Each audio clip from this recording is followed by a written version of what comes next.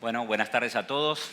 Muy contento de estar acá. Creo que estamos teniendo una jornada súper interesante que nos desafía, por un lado, ¿no es cierto? Especialmente en América Latina, que a veces sentimos que no terminamos de subirnos a la revolución industrial y que ya nos están presentando otra, que nos va a costar mucho subirnos. Pero por otro lado también nos presentan una cantidad de oportunidades espectaculares para nuestra región. Como argentino no sé si tanto las hamburguesas artificiales que nos mostraban hoy, pero seguramente la idea de Internet de las cosas que va a permitirnos tener mejor calidad de vida como tantas otras. La idea en este conversatorio es que tenemos a 5 panelistas súper calificados. Tenemos poco tiempo, así que vamos a hacerlo más estructurado. Se llama conversatorio y sería muy bueno que podamos conversar como en el living de una casa, pero no tenemos tiempo. Así que lo que vamos a hacer es, voy a hacer una súper corta presentación de cada uno de ellos y luego le vamos a pedir 2 rondas de comentarios. Una primera, que nos cuenten sus reacciones frente a las 2 exposiciones súper interesantes que acabamos de escuchar con el tema del futuro del trabajo y el desafío de la organización, de la producción y la tecnología en América Latina. Y una segunda vuelta donde, como cada uno de los que nos visitan vienen de países distintos, que lo aterricen a experiencias de su propio país en cómo están enfrentando estos desafíos. Tenemos acá en el panel a Peter Harris, que es presidente de la Comisión de Productividad de Australia y que también se desempeñó como secretario de Internet, Comunicaciones y Economía Digital. Tenemos a Piero Gessi Solís, aquí al lado mío, que es exministro de la Producción de Perú y doctor en Economía por la Universidad de Berkeley. Fernando Isabela, en cuarto lugar, desde acá, que es director de Planificación de la Oficina de Planeamiento y Presupuesto y exdirector del Sistema Nacional de Inversión Pública de Uruguay. Tenemos a José Antonio Viera Gallo diría, pero como es chileno vamos a decir Viera Gallo, que es el embajador de Chile en la Argentina, presidió la Fundación Chile Transparente y ocupó diversos cargos legislativos y ejecutivos en su país.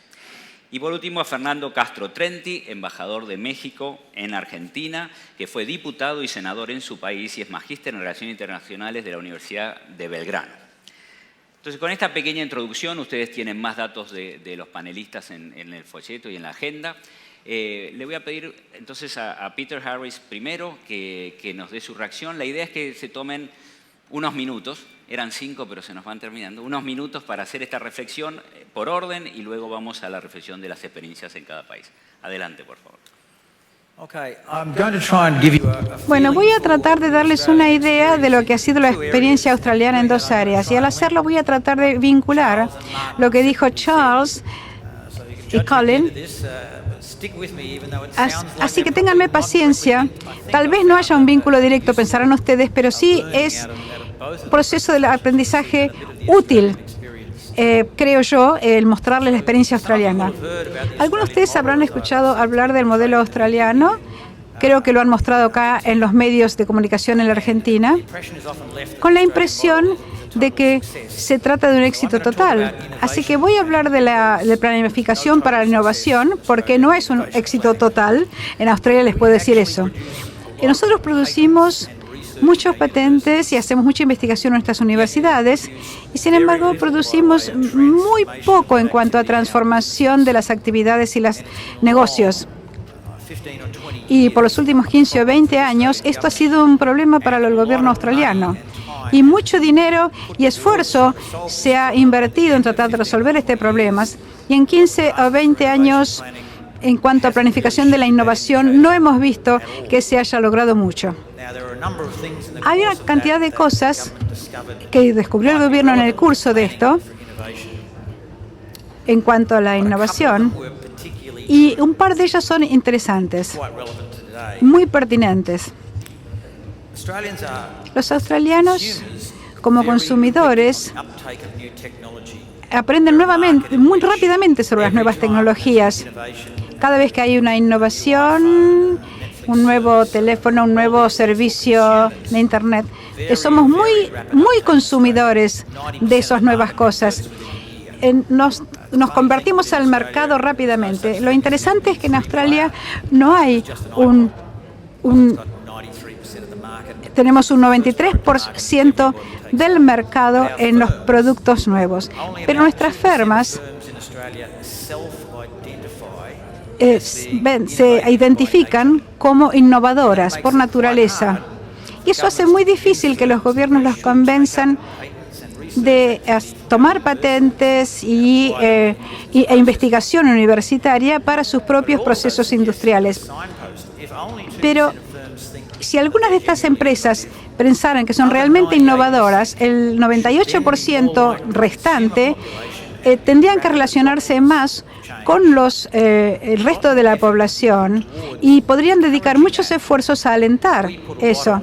Nosotros hemos invertido mucho dinero en iniciativas hacia el 2% que les hablaba y podríamos redistribuirlo al otro 98%. La OCDE ha llevado a cabo estudios en cuanto a políticas de innovación. Nosotros siempre figuramos al final, no a la parte, digamos, al principio, sino al final. Y sin embargo, invertimos mucho dinero en incentivos para la innovación. Tenemos buenas políticas, pero los otros países hacen cosas que nosotros no hacemos. Parecen aplicar sus fondos en forma muy selectiva a determinadas industrias identificadas. Generalmente en mi comisión de la productividad está opuesta a la idea de los planes de las industrias, pero la innovación parece ser el área donde ha habido un éxito o que puede ser también un fracaso para la planificación de las industrias. Vamos a hablar entonces de la inversión selectiva. Hemos trabajado en la Comisión de Productividad acerca de la pérdida de trabajos como resultado de la nueva economía digital. Los datos no son muy buenos y a nosotros nos gusta basarnos en datos, obviamente.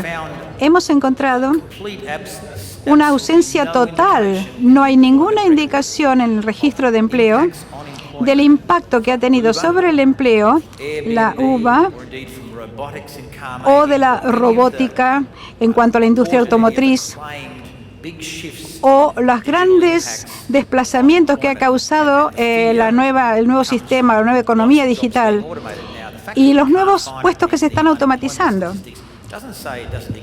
Eso no quiere decir que no existan estos problemas en el desempleo. Hemos encontrado que hay impactos significativos en comunidades pequeñas, lugares pequeños. Y esto sugiere que si hay un problema a partir de la automatización y de la economía digital, ese problema es de índole local más que todo. Y entonces vincular la innovación y la pérdida de empleo parece ser un factor común de impacto local. Así que yo sugeriría que la política genera soluciones que afectan a la población local y que entonces, para ser exitosas, tendrían las soluciones tendrían que ofrecer mecanismos sencillos a nivel de plan nacional, que la planificación tiene que estar apoyada por el gobierno, pero primordialmente tiene que ser creada y pensada a nivel local. Así que esto parece ser factores comunes de nuestra experiencia. Gracias. Muchísimas gracias. Entonces, Fernando, Isabela, danos un poco tus reacciones. Bueno, muy bien. Muchas gracias por la invitación. Creo que Thank you for the invitation. I believe that both presentations were very good. A mí el que capaz que más me interesa y un poco pensando desde el sector público donde estoy es una de las claves que planteaba el último expositor magistral en una pregunta de, bueno, estas nuevas tecnologías que sabemos que tienen este poder productivo tan enorme y tan disruptivo, que tienen la posibilidad de generar estos cambios tan tremendos, ¿van a implicar una mejor distribución de las oportunidades o van a implicar una concentración mucho más fuerte de la riqueza y de los ingresos y del poder? Y creo que un poco también conectando con la intervención más temprano sobre qué ha pasado con la distribución de la riqueza, nos está dando la pauta de que lo que están generando es más bien una concentración muy fuerte. Eran bastante claros los datos que mostraba hoy temprano el expositor, de que, bueno, en buena parte del mundo la tendencia es una tendencia a la concentración y seguramente ese proceso no es un proceso ajeno a los efectos que están teniendo las nuevas tecnologías y cómo impactan en el mundo. Y un tema que surge ahí, a mí me surge fundamental, es cómo vamos a pensar, más allá de cómo vamos a pensar las empresas, cómo vamos a pensar la producción, cómo vamos a pensar la red de protección social, ¿no? Cómo el Estado va a reaccionar a estos cambios tan tremendos. No es la primera vez en el mundo que pasamos por una oleada de cambios productivos tan importantes. A principios del siglo XX vivimos uno parecido, con una mecanización muy intensa de la producción, basada en la producción en masa, en las economías de escala. Y ahí hubo una reacción muy fuerte de los estados, fue la creación de los estados de bienestar, con medidas que, por ejemplo, establecían la negociación salarial obligatoria y permitían una distribución de ese potencial de generación de riqueza tan importante, establecían la necesidad de distribuirlo entre trabajadores y patrones, con nuevos sistemas fiscales y nuevos impuestos para que el Estado captara también parte de esos ingresos, con sistema de pensiones basados también en la idea de un trabajador en relación de dependencia que iba a estar a lo largo de su vida trabajando en una empresa, en un sector, y que eso, digamos, sistemas de previsión social de base contributiva que iban a permitir después retirarse y tener una jubilación. Todos esos procesos son procesos que están pensados también para otra forma, para otro paradigma productivo, y que hoy están en cuestión. Están en cuestión en el mundo, pero en América Latina, donde todavía mantenemos buena parte de nuestro sistema de protección social basados en esquemas contributivos, están especialmente desafiados, donde potencialmente, también por lo que veíamos, la relación laboral más frecuente ya no va a ser el empleado, que a uno le paga por estar 8 horas en el lugar y va a estar ahí en esa empresa probablemente por el resto de su vida, donde nos genera también la pregunta de cuáles son las bases tributarias del futuro. Hablábamos de eso en el almuerzo, con la posibilidad de deslocalización tan grande que tiene el capital y la tendencia que genera de los países a dar beneficios fiscales. Bueno, ¿cómo van los estados a acceder a bases tributarias para poder tener sistemas de protección social que protejan a la sociedad, que permitan que estas fuerzas productivas se expresen en su máxima capacidad? Me parece que pensar lo contrario es ser reaccionario. Es importante que estas fuerzas productivas se expresen en su máxima potencialidad, pero que a la misma vez generemos mecanismos que permitan proteger y que permitan dar un mínimo de certezas sociales y que permitan que no sean más los perdedores que los ganadores. Yo creo que ahí hay un tema muy importante que el mundo se lo está planteando hace un tiempo, pero creo que en América Latina tenemos ahí un tema grande todavía para avanzar, ¿no? Buenísimo. Gracias, Fernando. Embajador Castro Trenti. Gracias. Déjenme decirles 3 cosas que me parece importante. Primero, recogiendo una frase extraordinaria que se aplica el día de hoy y se aplica desde que fue emitida. Los optimistas ven en cada crisis una oportunidad y los pesimistas en cada oportunidad una crisis. Y eso hace la diferencia entre los retos a los que nos enfrentamos y de qué manera tenemos que cambiar. La primera cosa que tenemos que tener muy claro, que debemos tener muy claro, es que el mundo está cambiando, nos quedemos atrasados, rezagados o vayamos acompañando la transformación del mundo. El cambio es inevitable, no solo es deseable, sino que implica una responsabilidad colectiva.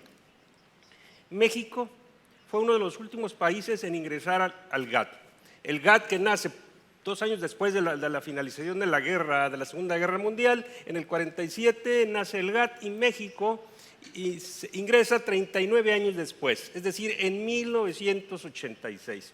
Para entonces, la base de nuestras exportaciones eran poco más del 53% eran de petrolíferos y solo el 31% de manufactura. México decidió cambiar y enfrenta polaridad y asimetrías dependiendo en la zona geográfica en que veamos que estemos parados hacia México. Del norte, ligados a una zona económica estratégica en donde es un tractor esa zona para el desarrollo, y ligados al sur, en donde México se convierte en el tractor de Centroamérica y del Caribe. Y eso implica retos que los hemos enfrentado de diversas maneras. En forma específica, hay una que me parece clara.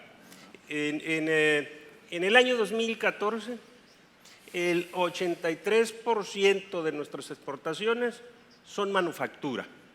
el 83%, cuando en los 80s era solo el 31%. Y las exportaciones petrolíferas en el año 2014 fueron solo del 13% del 100% de nuestras exportaciones. En el segundo segmento pasaremos a las particularidades, pero me parece una importante.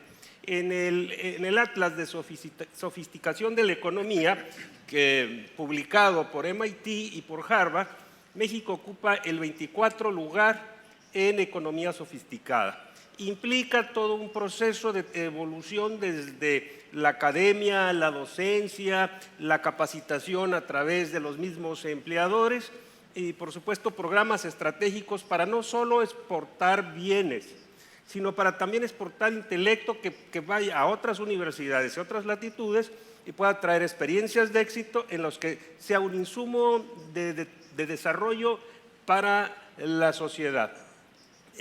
Un tema adicional.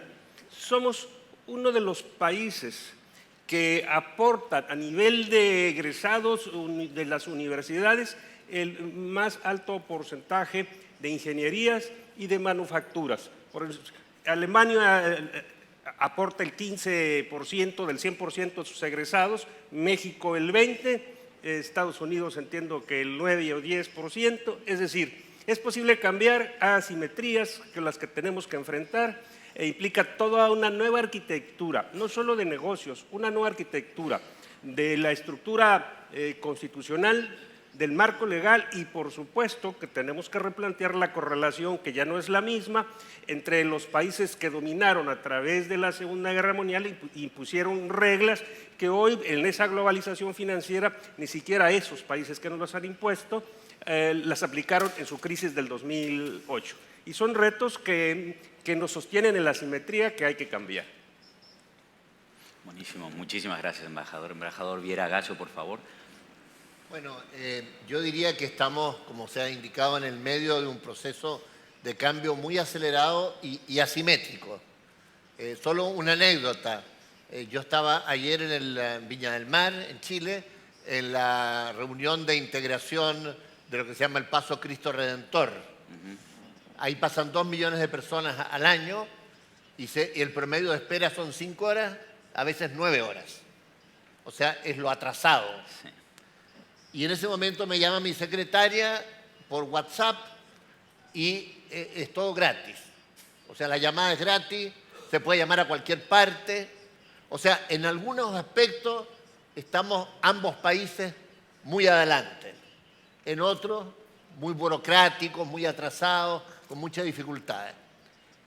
Chile ha tenido, desde la vuelta a la democracia, un desarrollo económico y social bastante exitoso. Pero ahora se discute mucho si no hemos caído o estamos por caer en lo que llaman la trampa de los países de ingreso medio. O sea, nos cuesta competir con el Asia porque los salarios asiáticos son más bajos y no tenemos la tecnología de los países ricos para tener mayor productividad. Estamos ahí, en el medio, y además golpeados, como toda América Latina, por un proceso de desaceleración que vimos en la primera presentación. Entonces, lo que se ha hecho, lo que se pretende, digamos, es una agenda importante para mejorar productividad y una agenda digital para la innovación aplicada, digamos, a la producción. Pero tal vez de eso puedo hablar en la segunda vuelta. Excelente, muchísimas gracias. Piero, por favor, tus 5 minutos. Muchas gracias. Martín nos habló, digamos, fue muy cuidadoso decir que no era una predicción, sino una anticipación estructurada, ¿no? Eso está en la PPT, sobre lo que podía ocurrir en el mundo del trabajo en general, pero lo que es clarísimo es que no sabemos, ¿no? Hay muchísima incertidumbre. Los propios que deberían saber, los expertos, no saben si los cambios tecnológicos actuales van a ser transformacionales realmente en el mundo productivo o no tanto. Digamos, existen los tecnooptimistas, los tecnopesimistas a nivel mundial. La realidad es que no sabemos.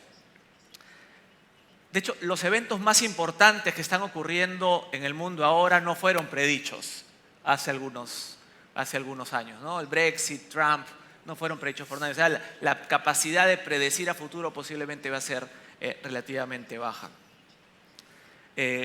Chuck Sebo nos habló sobre estos cambios que están ocurriendo en términos de globalización de cadenas de valor, desintegración vertical y lo que el just-in-time production, ¿no? la producción que se ajusta de una manera mucho más rápida, que combinado con cambios regulatorios, necesidades ambientales, laborales, de trazabilidad, fitosanitaria, etcétera, significa una complejidad en el hacer política pública muy grande. Pero también nos dijo algo interesante que digamos, esto no es un conversatorio, pero quería referirme a algo que mencionó el embajador de México, sin tratar de, digamos, de generar ninguna polémica, pero Chuck también dijo, tal vez la capacidad de generar capacidades ya no está limitada a la industria manufacturera. Ese era el reflejo natural, desarrollista del momento, pero ahora muchos sectores, incluyendo la agroindustria, en el caso argentino es un caso emblemático, se pueden desarrollar capacidades. México, como dijo el embajador, exporta 83% de sus exportaciones manufactureras, pero México no ha crecido tanto y no ha sido la estrella de la región, a pesar de ser el país más industrializado claramente de la región. Algo más se necesita. Y lo otro es que hay una gran heterogeneidad productiva entre un sector manufacturero, moderno, productivo, y un sector rezagado, digamos que informal, de tortilleras, por ponerlo de esa manera, que ocurre en casi toda nuestra región. O sea, hay algo más que se tiene que hacer para integrar a una cantidad de gente en el sector productivo, ¿no? Y para unos minutos, sí, un par de está minutos, perfecto. ¿no? Y considerando eso, creo que es el cómo de estas políticas de desarrollo productivo, que Chuck mencionó algo. Yo más adelante hablaré de eso en particular, pero este tema de coordinación público-público, público-privado, privado-privado, es algo que en el Perú avanzamos en los últimos 2 años de una manera muy interesante. Chuck ha estudiado el tema inclusive, que tiene que ver con algo que ya se empezó a hacer en Argentina, que son estas mesas ejecutivas donde se sientan de manera temporal agentes del sector privado y del sector público para conversar y entender cuáles son los cuellos de botella productivos que están afectando al sector. Porque la realidad es cuando uno está en este lado, bueno, en el lado que estaba hasta hace 2 meses, de la política pública, no tiene toda la información necesaria para tomar medidas de política pública y muchas políticas terminan siéndose, digamos, sin información, que pueden ser dañinas o pueden ser, digamos, inocuas. Contraproducentes, digo, cuando dañinas o contraproducentes o inocuas, ¿no? Y en ese sentido es importante este tipo de diálogo público-público, público-privado que permita trabajar juntos. Y para terminar, digamos, un país como los nuestros tiene grandísima necesidad de generación de empleo. Lo que sí es verdad hoy es que no generamos suficiente empleo para la mayoría de nuestra gente que es no calificada. Digamos, la industria del software, la biotecnología son importantísimas, pero no van a ser masivas. Y si hablamos de distribución del ingreso, etcétera, la capacidad de darle empleo digno a la gente va a ser muy importante. Y creo que un país como Argentina tiene todavía sectores no completamente aprovechados, tipo el turismo, donde hay un problema de coordinación muy claro. Lo que sí el embajador de regulación, digamos, pasar de Arica a Tacna en el Perú toma también a veces horas justamente problemas de regulación. Y uno puede incentivar el turismo bastante simplemente con regulación mejor a nivel muy local, sectorial, regional, ¿no? Entonces, en el caso del turismo hay temas de regulación y hay temas también de coordinación público-público, porque muchas de las cosas que importan en el caso turístico no dependen de la entidad que promociona el turismo. Digamos, la infraestructura, los aeropuertos, los caminos, dependen de los ministerios de obras públicas, transporte, etcétera, que no son los que promocionan el turismo. Y además, ¿cómo sabemos qué carretera hacer? ¿Cómo sabemos qué aeropuerto es mejor? ¿Cómo sabemos cómo poner en valor una localidad si no escuchamos al sector privado y si no coordinamos al sector público? Muchas gracias. Buenísimo. Y va a estar muy bueno si nos podés contar un poco más de esta coordinación que Chuck Sebo decía tan importante en esta etapa de desarrollo, ¿no? Entonces, en esta segunda recorrida, yo quisiera empezar otra vez con Peter Harris y le pediría si, para América Latina, Australia siempre es un caso bastante emblemático, especialmente para América del Sur, que tenemos gran parte de nuestro desarrollo basado en las industrias de recursos naturales. Ver un país de alto nivel de desarrollo, de alto nivel de ingreso per cápita, de alta calidad de vida, que en realidad está basada fuertemente en su dotación de recursos naturales, tiene siempre un interés especial de entender cómo lo han hecho y qué cosas podemos aprender. Entonces, esta mezcla de los desafíos de los recursos naturales, pero esta transición que hizo Australia, que incluso tuvo su política industrial pro manufactura en el pasado y que de a poco fue transformándose. Sé que es una pregunta muy larga para contestar en 3 o 4 minutos, pero si pudiese enfocarse un poco en su visión de cómo encajan todos estos temas sería muy interesante. Gracias. 5 minutos cada uno. Sí, vamos. Bueno, es imposible. Lo que me pregunté es imposible. La respuesta que puedo darle de manera simple, y es algo consistente de lo que le dije ayer a su ministro y a los distintos funcionarios del gobierno, voy a tratar de hablar de un éxito.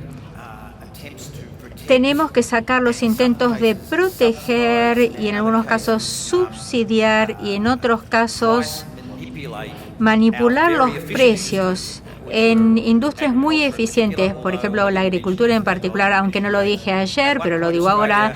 En un momento Australia tenía el gobierno negociando los contratos mineros. O sea que teníamos una economía muy intervencionista que nos llevó a la crisis del 90.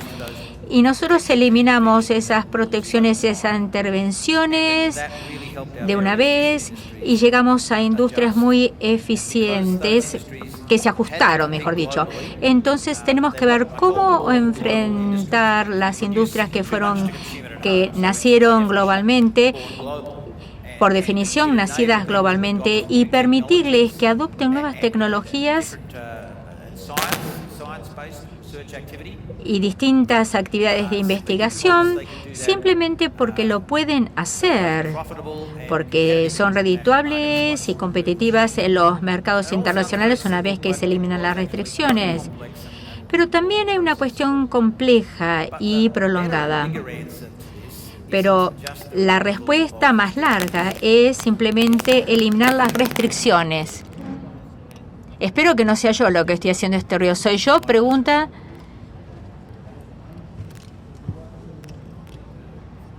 No sé si es el micrófono, dice el... Bueno, voy a ver si utilizo este otro. ¿Puedo utilizar este de acá?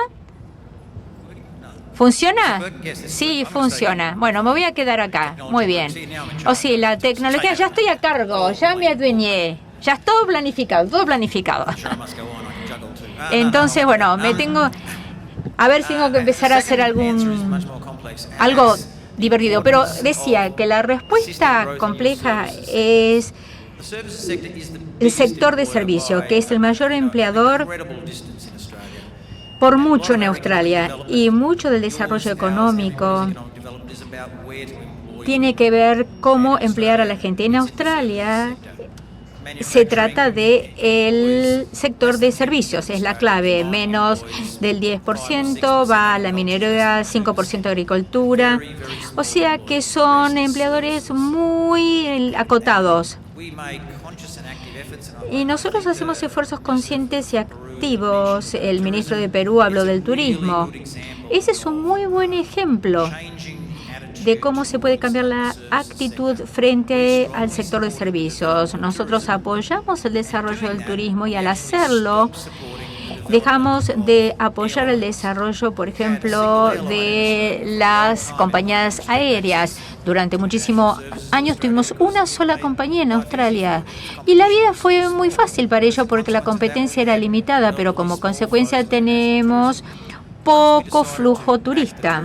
Una vez que nos decidimos apoyar el turismo en una compañía aérea, hubo un gran crecimiento en la industria del turismo, más servicios, adoptamos los aeropuertos para acoger el turismo internacional, generamos empleos que fuera más allá de las ciudades capitales. Entonces esta idea de analizar, por ejemplo, temáticamente cómo podemos crecer en vez de cómo puede eliminar las restricciones y evitar la pérdida de trabajo. Yo me concentraría en los servicios y yo lo hice, no en esta función que tengo en este momento, sino en la anterior.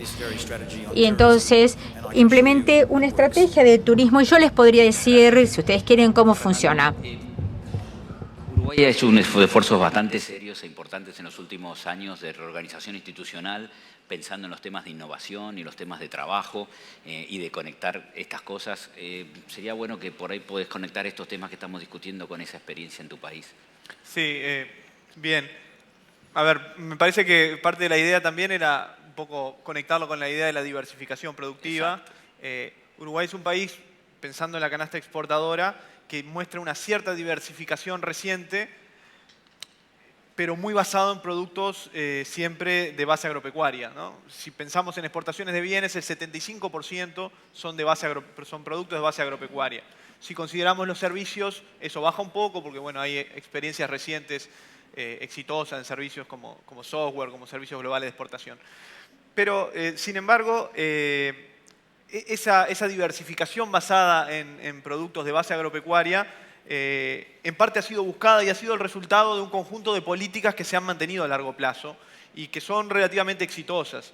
El profesor Seibel comentaba hoy cómo un producto agropecuario puede ser un producto intensivo en conocimiento y cómo un producto industrial puede no serlo. Y creo que ahí hay buenos ejemplos en el caso de Uruguay. Uruguay construyó, sobre todo desde hace unos 30 años, a partir de la década de los 80, toda una institucionalidad interesante dedicada a la investigación agropecuaria, con el INIA, el Instituto Nacional de Investigaciones Agropecuarias, el INAC, Instituto de Carnes, el INALE de Leche, en fin, que en general son institutos público-privados, que se financian, muchos de ellos, con un pequeño impuesto a las exportaciones de esos productos, y que su agenda de investigación está determinado por directorios donde están representados el Estado y los productores privados, y que ha tenido algunos éxitos muy importantes. Por ejemplo, en el caso del arroz, también era un caso que mencionaba el profesor Seibel, Uruguay y el INIA ha desarrollado nuevas variedades de arroz adaptadas específicamente a las condiciones del suelo en Uruguay, y Uruguay muestra los niveles de productividad más altos del mundo en la producción de arroz. Y tiene también líneas de investigación, por ejemplo, dedicadas a la forestación en el basalto superficial. Buena parte del territorio uruguayo, la parte norte, tiene una capa muy delgada de tierra fértil y enseguida es piedra, y el desarrollo de variedades de pasturas y de árboles que puedan adaptarse a esas condiciones es una línea muy importante. Y lo que pasa hoy es que si uno mide, en general Uruguay es un país que todavía dedica muy poco, si bien ha aumentado mucho, dedica muy poco a investigación y desarrollo con relación al PIB, pero si uno lo mide para el sector agropecuario, es claramente el sector más intensivo en investigación y desarrollo. De tal manera que si uno compara la proporción de investigación y desarrollo en un producto agropecuario cualquiera y lo compara con, por ejemplo, las exportaciones de automóviles, claramente son mucho más intensivos en investigación y desarrollo los productos agropecuarios que la industria del automóvil, que básicamente consistía, porque ahora ya casi que no existe, en importar kits chinos y apretar tuercas y armarlo. Entonces, creo que ese es un ejemplo interesante.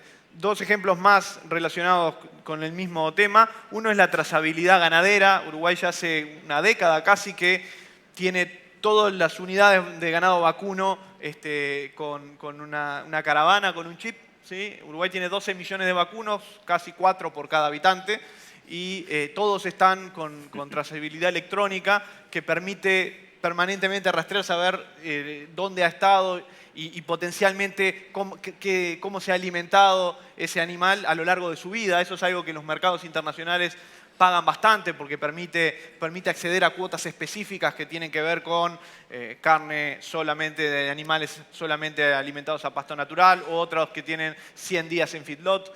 La trazabilidad es una herramienta muy importante y que todavía tiene muchísima potencialidad para utilizar. Y el otro ejemplo, más tradicional, pero es la ley forestal. Uruguay ha tenido un desarrollo muy fuerte en la forestación y en particular, bueno, lo que más se ha conocido es las exportaciones de celulosa. Hoy exporta como 2,5 millones de toneladas al año de celulosa. Y eso es el resultado de un proceso largo, una ley de 1987 que establecía la ley de forestación, una ley aprobada por todos los partidos políticos y que establecía algunas zonas del territorio de prioridad forestal, sí, eran suelos relativamente pobres que no se adaptaban bien a otro tipo de producciones, a los cuales en esas tierras se estableció por un tiempo un subsidio para la forestación que permitió el desarrollo de bosques, y ya a principios del siglo XXI, perdón, una llegada muy grande de inversiones para el procesamiento, para madera mecánica y para el procesamiento de celulosa, digamos, y que eso fue fruto también de un proceso de largo plazo, de mediano plazo, de una ley que se aprobó en los 80 y que mantuvo un apoyo político importante y que generó todo un sector nuevo en el país. Buenísimo, muchas gracias. Embajador, en el caso de México, tardaron casi 40 años en formar parte del GATT, ¿no? Y luego de la OMC, pero después no perdieron tiempo, ¿no es cierto? Y firmaron un acuerdo de integración comercial con la economía más grande del mundo y una decena de acuerdos en los últimos años. Esa apertura, esa integración tan fuerte al mundo, ¿cómo se expresa en la absorción de nuevas tecnologías, en un poco lo que nos decía Piero hace un rato, cadenas como la automotriz que están tan integradas? ¿Qué políticas hay en México para intentar que esas nuevas tecnologías se difundan y lleguen también a otras empresas que no sean exclusivamente las que están conectadas con el mercado? Con gusto. Solo como ayuda de memoria para quien tocó el tema del crecimiento económico de México, déjenme decirles que en los últimos 10 años, partiendo del 2005 al 2015, México tuvo un crecimiento superior a Japón, a la Unión Europea, a Australia e incluso a los Estados Unidos de Norteamérica. Y con mayor profundidad, la macroeconomía con el tema de la inflación se mantuvo en los niveles de 4.2 a 4.6 en los últimos 10 años. Y un último dato estadístico. Comparativamente entre los países del G20, México ocupa el tercer lugar de exportación de manufactura media y altamente sofisticada, solo por abajo de Alemania y solo por abajo de Corea del Sur. Es decir, el 20% del valor de nuestras exportaciones PIB es de mediana y alta tecnología sofisticada en nuestra manufactura. Ocupamos el cuarto lugar a nivel mundial de exportaciones de vehículos. Somos el primer exportador de dispositivos médicos en América Latina. El sexto exportador para los Estados Unidos de industria aeroespacial. Y el tercer exportador en el mundo, ¿sí?, de servicios de tecnología de la información. Esto es un poco para ubicarnos en el contexto de la hora. Migramos de un país cerrado en los 80s, migramos de generar exportaciones sostenidas en las commodities, pasamos a una manufactura primaria y hoy estamos enfocados a la tecnología de alta magnificación. Esto solo es posible hacer, primero, tomando como base el último análisis de la última encuesta del Latinobarómetro, dice que el mundo camina con una gran velocidad, la ciencia y la tecnología evolucionan muy rápido en el mundo y la política va, y los políticos, a un paso cansino, dice, a un paso cansado. Y esto quiere decir que lo que requerimos es actuar en distintos frentes en forma simultánea. La base de esta capacitación y adiestramiento ha sido el sector privado, porque desde que localizan en las facilidades competitivas que tiene México, se instalan en un lugar y empiezan a capacitar, no solamente a seleccionar su mano de obra, sino empiezan a capacitar su mano de obra a fin de tenerlas en la conducción más apropiada. La historia es de éxito, solo que hay una simetría de origen, y la simetría de origen es los jugadores del 45 no son los mismos jugadores del 2016, es decir, las reglas que nos imponen bajo las instituciones que nacieron después de la Segunda Guerra Mundial rigen hoy bajo un contexto y un correlato totalmente distinto. Es simple, no quisiera tocar yo más que dos temas que me parece ausencia de políticas públicas y ausencia de un adecuado reacomodo de las fuerzas internacionales. Primero, el 2008, todos sabemos que la gran crisis internacional se produjo, fue una implosión en Estados Unidos por las hipotecas subprime. Se colapsaron todas las bolsas del mundo. Estados Unidos pudo salir con premura de su problema gracias a la emisión de un circulante de una moneda que no está sostenida por ninguna divisa, frente a que las reglas que se imponen a través del Fondo Monetario Internacional son restrictivas y de retiro del circulante. Ese es solo un ejemplo, sin calificar o descalificar la política, porque el tiempo vuela. Y un tema adicional, no se ha preparado a la sociedad para poder valorar cuándo el ingreso de recursos al país tiene que ver con los altos precios de las commodities y que esas commodities inundan nuestros recursos, generan inflación y la gente no está preparada para hacer una adecuada planificación de su gasto público. Concluiría diciendo, no es que esté desescalando el volumen de comercio. Los ciudadanos están cambiando de patrones y hábitos de consumo. Y al cambio de esos patrones implica necesariamente dejar de consumir y empezar a consumir otro tipo de insumos. Solo sabiendo que tenemos un reto que es gigantesco, que cambia el mundo sin que cambiemos o cambiando nosotros, entenderemos que tenemos que ir migrando para poder resolver nuestras zonas internas asimétricas en el desarrollo y nuestras zonas productivas que puedan financiar el establecimiento de logísticas apropiadas para que todas las áreas de un país se conviertan en altamente competitivas. Excelente, bueno, muchísimas gracias, embajador. Embajador Viera Gallo, Chile, sin lugar a dudas, en Sudamérica ha sido quien lideró este tema de la integración profunda con la economía global, ¿no es cierto? También firmando una cantidad enorme de acuerdos de integración comercial. ¿Cuál es su análisis de cómo esto impactó en la estructura interna y la posibilidad de diversificar exportaciones y de mantener el crecimiento y el empleo en su país?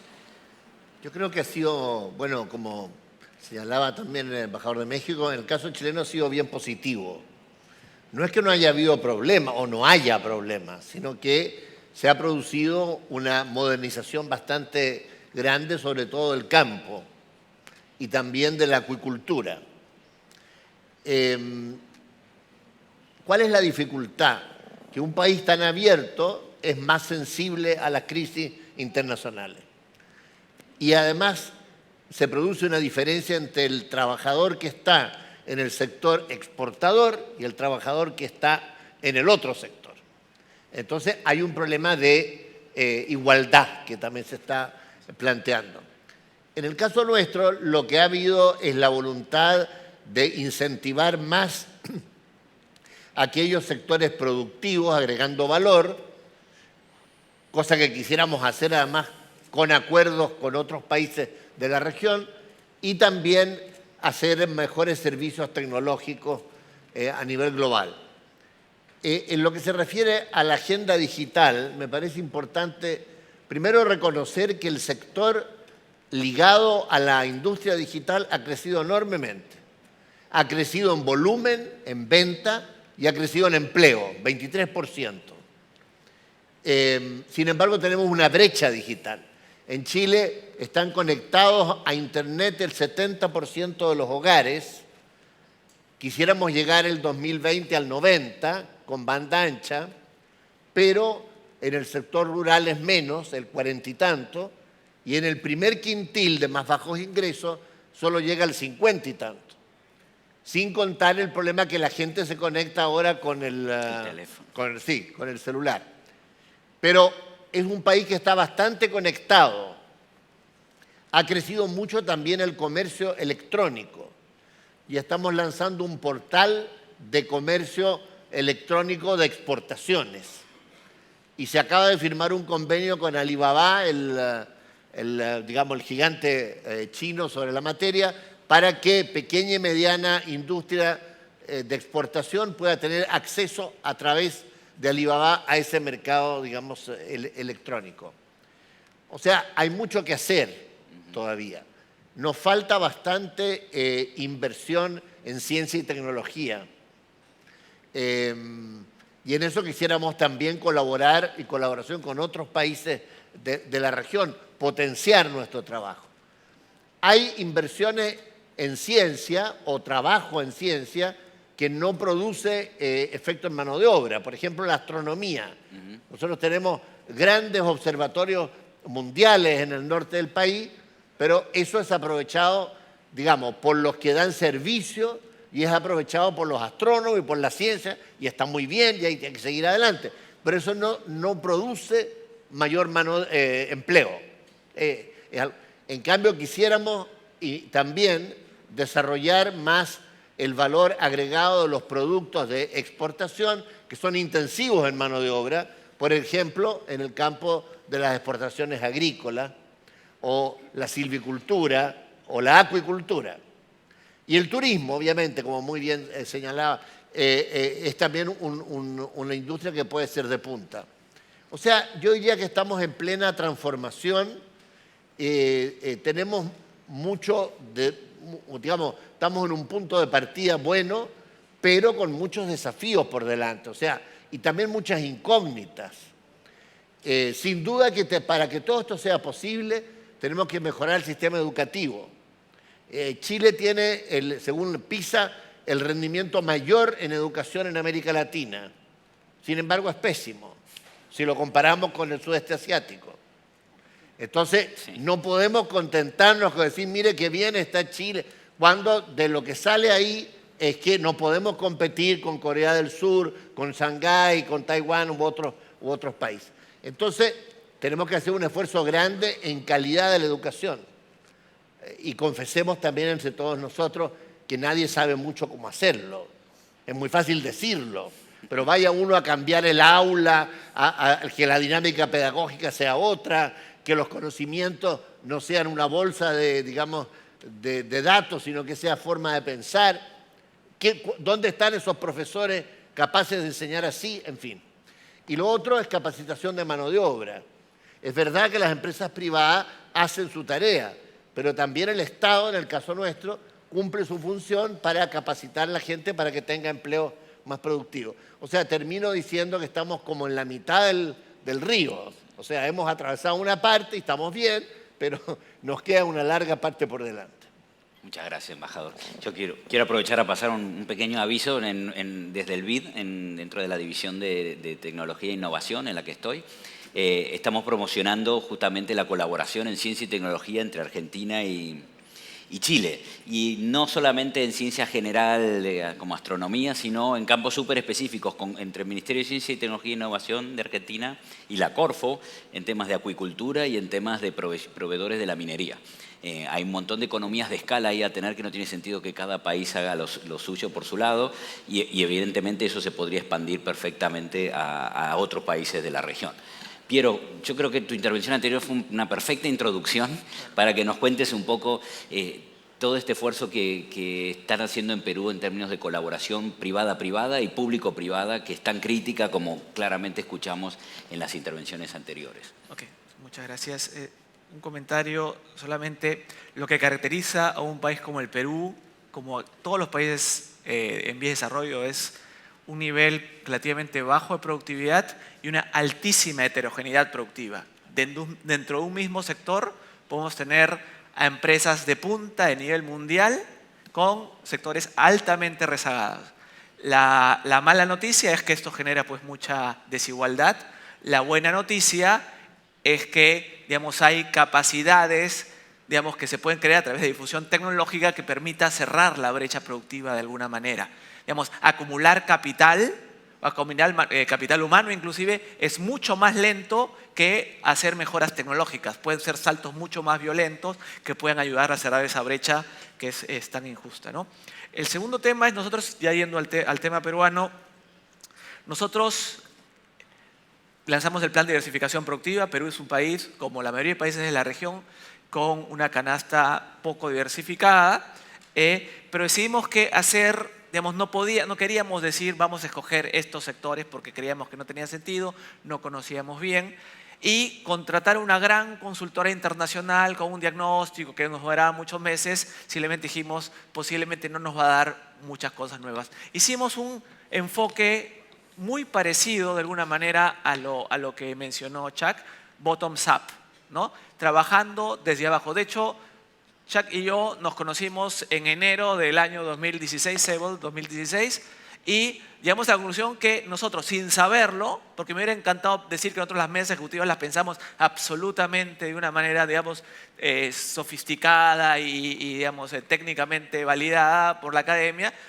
bottoms up empezamos a diseñar algo que nos funcionó, que coincidía perfectamente este tipo de trabajo que él ha mencionado, de, digamos, un trabajo a nivel de base, de técnicos, digamos, de front officers, digamos, que se interrelacionan con el sector privado, con otras entidades del sector público y empiezan a resolver problemas, y cuando hay problemas, digamos, que ya no se puede resolver a nivel técnico, pasa al siguiente nivel en que tenemos a los ministros, a gente pues, que tiene capacidad de decisión de presupuesto, capacidad de convocatoria y de resolución de conflictos, ¿no? Entonces, eso doble trabajo, digamos, una mesa. El día a día de la mesa son la gente que siempre participa y hay un nivel más alto. Nosotros creamos 9 mesas ejecutivas, comenzamos con el sector forestal, el acuícola, industrias creativas, textil, gastronomía, muchas, y en cada una de las mesas lo que encontramos es que habían muchos problemas que podían ser resueltos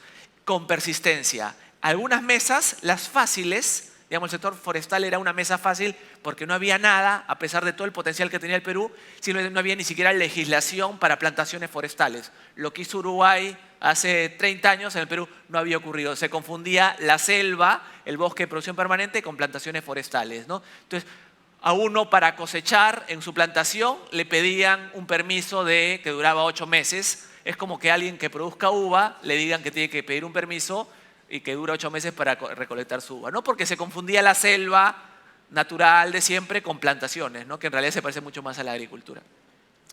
Había una serie en todos los sectores, lo que dije, algunos fáciles, ¿no? Donde era facilísimos porque había mucho low hanging fruit. Había otros sectores como el sector textil o el sector gastronómico inclusive, que resultó más difícil, pero la persistencia nos ayudó bastante a empezar a resolverles problemas a todos. Nos hemos ido nosotros el 28 de julio y hasta el 27 de julio ha habido mesas ejecutivas.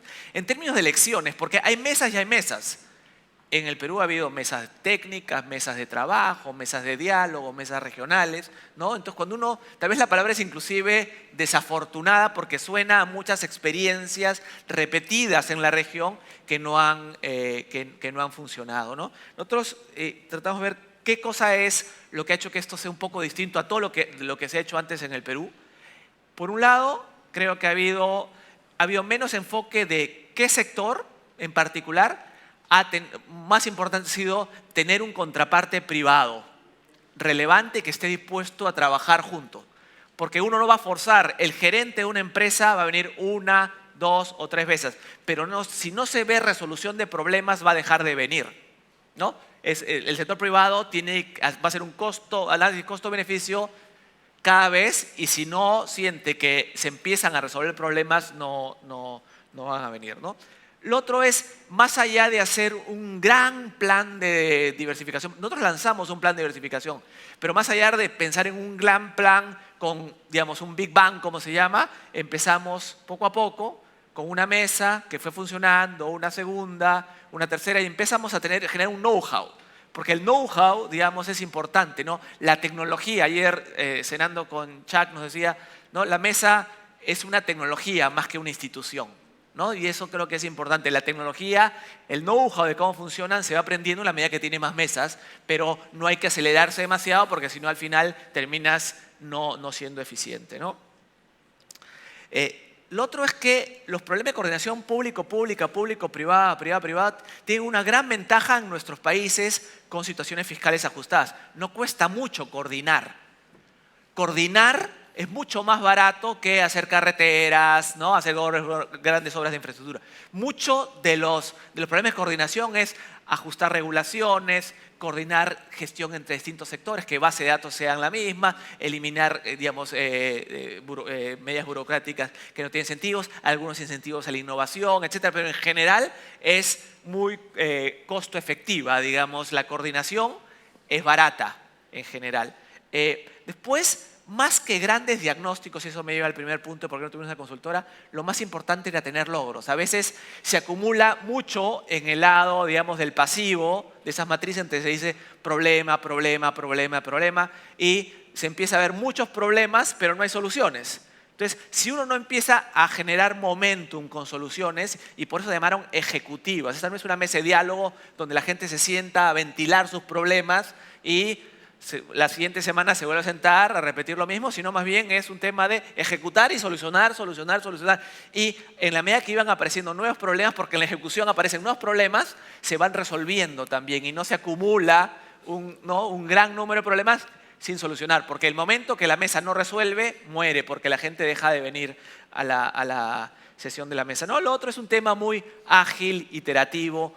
Nadie sabe en realidad, ni los privados saben en el fondo todos sus problemas. Justo en la coordinación pública-pública, público-privada, privada-privada, todos aprendemos. Entonces hay que tener una mente abierta para aprender de una manera ágil, iterativa. Pero yo reitero, si algo ha funcionado en el Perú, en un gobierno de salida, con un presidente que particularmente no creía en la colaboración público-privada, ¿no? Con un, con un país que no está institucionalizado, creo que es algo que se puede exportar a, digamos, muchos de nuestros modelos.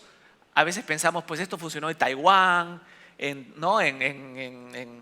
Singapur, en Corea, son otras realidades. Yo creo que algo que ha funcionado en un país relativamente poco sofisticado como el Perú puede fácilmente utilizarse para ir al meollo del asunto. ¿Cómo aumentamos la productividad? ¿Cómo reducimos la heterogeneidad productiva? Y cómo guiamos las políticas públicas. Muchas gracias. Bueno, muchísimas gracias. Bueno, estamos ya cerrando, tenemos solo unos minutos más. Yo quería rescatar un par de reflexiones. Yo creo que lo que escuchamos en este panel y durante todo el día es esta mezcla que decía al principio de un gran entusiasmo por las posibilidades que trae el avance tecnológico y la innovación, y por otro lado, cierto susto, ¿no es cierto? Nos advertían de riesgos. Uno dice, bueno, si Gran Bretaña está preocupada porque le van a desaparecer los trabajos y ya está pensando en el 2030, ¿qué nos queda a nosotros, ¿no? Entonces, en esta mezcla, yo creo que varias de las cosas que se colocaron acá son interesantes rescatar. Una es que lo que acabas de decir, no sabemos exactamente la solución, ¿no? No sabemos exactamente la solución en términos individuales. No lo sabe el BID, no lo sabe una empresa privada, no lo sabe la Secretaría de tal y cual en el sector público. Pero como sociedad podemos llegar a encontrar soluciones concretas a algunas cosas si encontramos los mecanismos en que cada parte pueda contribuir. Y esto que suena fácil, ¿no? Ya que todos colaboramos, ¿no? Nos tomamos de la mano y ¿por qué no vamos a avanzar juntos? Es difícil, es súper complicado. Nosotros del banco financiamos una cantidad enorme de proyectos que intentaban promover la colaboración público-público, privada-privada y público-privada, y no siempre se puede lograr, y las dificultades son muy grandes. E increíblemente las mayores dificultades que hemos encontrado son las de la colaboración público-pública. Donde más fracasos hemos visto es la colaboración entre el sector público. Pero yo creo que el llamado de alguna manera de Chuck Sable de decir, bueno, experimenten, no piensen en la gran solución y en el gran consejo que les va a solucionar los problemas, sino aprovechen la cantidad de instituciones intermedias y asociaciones de la sociedad civil para experimentar, me parece súper interesante. En la exposición de Richard decía, al principio, no sé si les llamó la atención, pero a mí sí, hablaba de una institución y la descripción de la institución era que era publicly funded y industry led, ¿no? El sector público paga, pero el que lo dirige en realidad es el sector privado. En América Latina esas cosas nos erizan un poco la piel, no estamos acostumbrados, y bueno, pero si la plata la van a usar ellos, ¿por qué se la vamos a dar desde el sector público? Tenemos una serie de desconfianzas que no nos permiten ser muy libres a la hora de experimentar cuáles son los distintos mecanismos de colaboración. Entonces yo creo que tenemos por delante una gran oportunidad y una gran posibilidad de aumentar estas capacidades de colaboración y de mejorar la vida de nuestras sociedades. Muchísimas gracias al panel y gracias a todos.